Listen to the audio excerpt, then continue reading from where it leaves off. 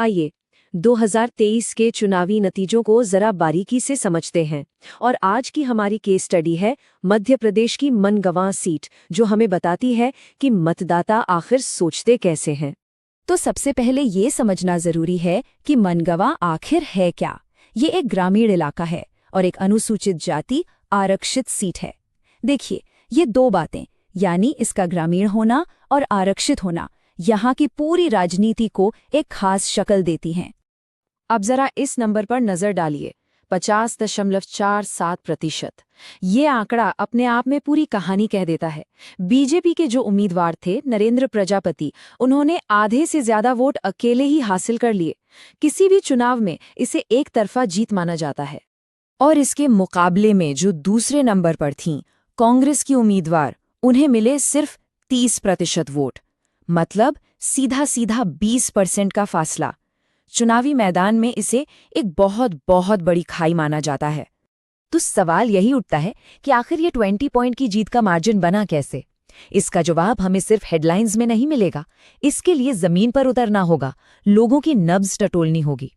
तो चलिए अब इन चुनावी नंबरों से हटकर वहां के लोगों की असल जिंदगी की तरफ चलते हैं, उनकी परेशानियों को, उनकी शिकायतों को सुनते हैं।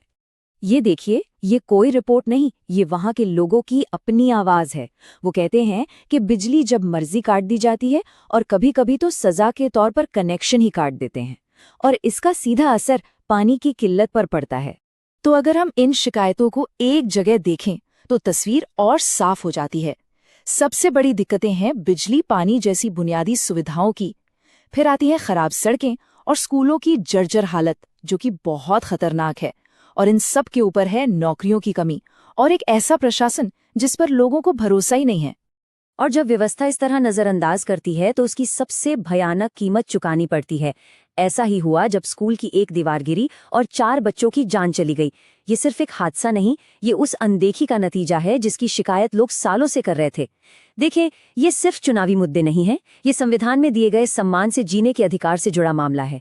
हर नागरिक को अपनी बात रखने का, अपनी समस्याओं को बताने का हक है, लेकिन एक जिम्मेदारी के साथ। तो अब सवाल ये है कि इन सारी शिकायतों, इस सारी नाराजगी का वोटों पर क्या असर पड़ा। वोट आखिर बटे कैसे। ये चार्ट देखिए, तस्वीर बिल्कुल साफ है। 50% से ज्यादा वोट बीजेपी को गए, ठीक है, 30% कांग्रेस को। लेकिन यहाँ एक और खिलाड़ी है जिस पर ध्यान देना बहुत जरूरी है। वो है बीएसपी, जिसे लगभग 15% वोट मिले। ये कोई छोटा नंबर नहीं है। और बीएसपी का ये उभार ही इस चुनाव का एक बड़ा टर्निंग पॉइंट है। पिछले चुनावों में जहां बीएसपी को करीब 9% वोट मिले थे, वहीं इस बार यह आंकड़ा बढ़कर लगभग 15% हो गया। इसका सीधा मतलब था कि जो वोट शायद कांग्रेस को जा सकते थे, वो बंट गए। खासकर दलित समुदाय के वोटों में एक बड़ा बंटवारा हुआ। कांग्रेस के लिए ये बहुत अजीब सी, एक तरह से फंसी हुई स्थिति है। आप देखिए, 2018 में भी उन्हें लगभग 46,000 वोट मिले, 2023 में भी उतने ही मिले। मतलब वोट तो कम नहीं हुए, लेकिन उनका वोट शेयर गिर गया। क्यों? क्योंकि कुल वोट बढ़े और बीएसपी ने एक बड़ा हिस्सा अपनी तरफ खींच लिया। यानी कांग्रेस अपना आधार बढ़ा नहीं पाई। तो चलिए अब जरा चुनावी मैदान के दोनों मुख्य खिलाड़ियों की ताकत और कमजोरियों को समझते हैं। ये एक रणनीतिक लड़ाई थी, तो किसकी रणनीति काम आई और किसकी नहीं। सत्ता में जो बीजेपी थी, उसकी सबसे बड़ी ताकत थी बूथ लेवल तक फैला हुआ उनका नेटवर्क। एक एक बूथ पर उनके कार्यकर्ता मौजूद थे।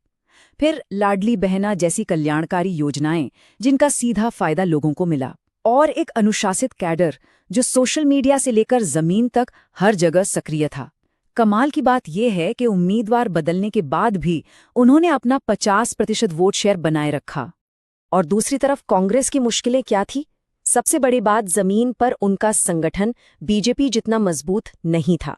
कोई ऐसा बड़ा स्थानीय चेहरा नहीं था जो सबको साथ लेकर चल सके। और शायद पार्टी के अंदर की खींचतान ने भी उन्हें नुकसान पहुंचाया। वो बीजेपी के नेटवर्क को भेद नहीं पाए। तो इस पूरे विश्लेषण के बाद ये समझना जरूरी है कि अगर मनगवां का भरोसा जीतना है तो उसका रास्ता क्या है, एक मजबूत खाका क्या हो सकता है। ये है वो 5 सूत्रीय रणनीति जो तस्वीर बदल सकती है। पहला, दलित वोटों को बिखरने से रोकना। दूसरा, सिर्फ भाषण नहीं बल्कि बिजली, पानी और स्कूल सुरक्षा जैसे मुद्दों पर ठोस गारंटी देना। तीसरा, बीजेपी की तरह ही अपना बूथ लेवल का संगठन फिर से खड़ा करना। चौथा, चुनाव को भरोसे की सरकार बनाम सिर्फ शोर की लड़ाई बनाना। और आखिरी, सोशल मीडिया के जरिए नए और युवा वोटरों तक अपनी बात पहुंचाना। अंत में मनगवा की कहानी हमें एक दोराहे पर लाकर खड़ा कर देती है।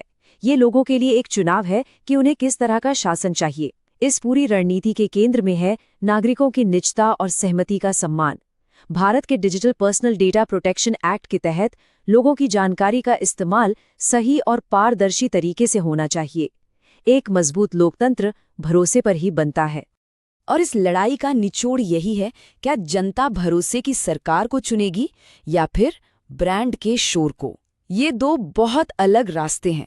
और ये हमें इस एक बहुत बड़े सवाल के साथ छोड़ जाता है, क्या आम लोगों की बुनियादी ज़रूरतों को पूरा करने की राजनीति एक बहुत बड़ी और ताकतवर पार्टी मशीनरी को टक्कर दे सकती है? अगर आप एक जन केंद्रित नेता बनना चाहते हैं और अपने निर्वाचन क्षेत्र का उत्थान करना चाहते हैं तो blueprintstrategies.ai से mgr@blueprintstrategies.ai पर संपर्क करें या 08042041602 पर कॉल करें। राजनीति से परे, उद्देश्य